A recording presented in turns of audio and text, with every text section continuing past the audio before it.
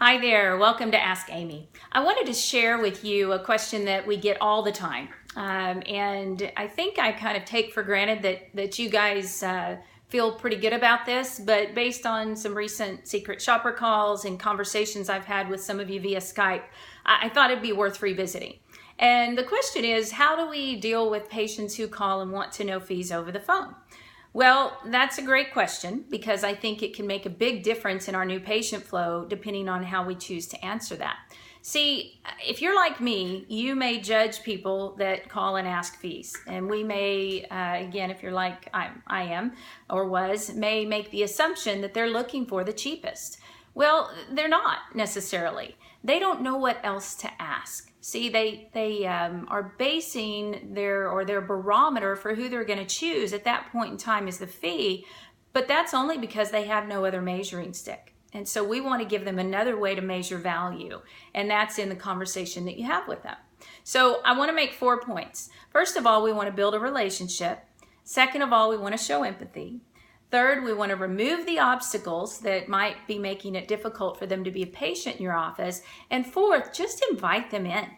Okay, and so if we look at this real quickly and, say a patient calls and says, how much is a crown?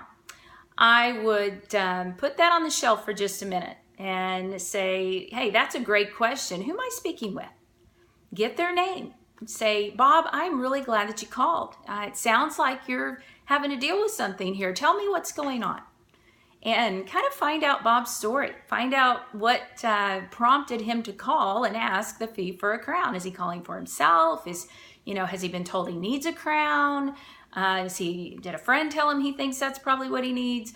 What's happening in Bob's life that he is calling your office asking the fee for a crown? Okay, then show some empathy for whatever's happening. Oh, Bob, I am so sorry you're having to deal with this. That is not fun, especially around the holidays, having to deal with, having to get dental work done.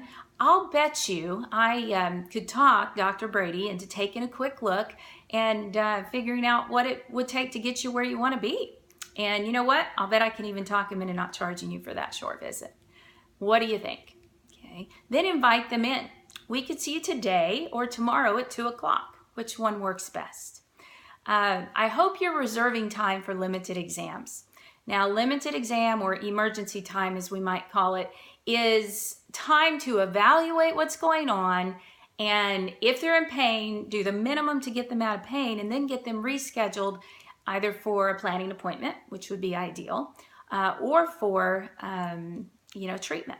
And so that's the route we want to go. And don't get caught up in, well, we don't quote fees over the phone, or even giving a range, I think sometimes gets you in trouble. Okay. Now you may have a patient who's very insistent and said, I just want to know how much it is.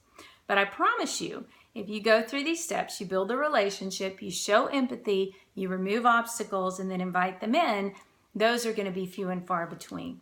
If you do get painted into a corner and feel like that's just really the only way you're going to appease the patient, then I would ask them, are you making the decision who to see based on fee alone or on price alone? If they say yes, I would say, well, while we'd love to see you, I could tell you we won't be the cheapest in town, but we'd love the opportunity to have you as a patient. Okay, and so that's kind of where we're going with this. It's not about just answering questions over the phone. It's about building the relationship, showing empathy, removing the obstacles, and getting them through the door. Invite them in the practice. And so I hope that helps you guys a little bit. Just something to think about as you answer the phone. Sometimes maybe the front desk understands that, but if the clinical team is in a position where they have to answer the phone, sometimes we can go into clinical mode even, and we want to be cautious of that. You don't want to go down that road. So your goal when a new patient calls is to get them through the door, and that's going to be the easiest way to do it. Hope you guys are having a fantastic week, and I look forward to talking to you soon. Bye-bye.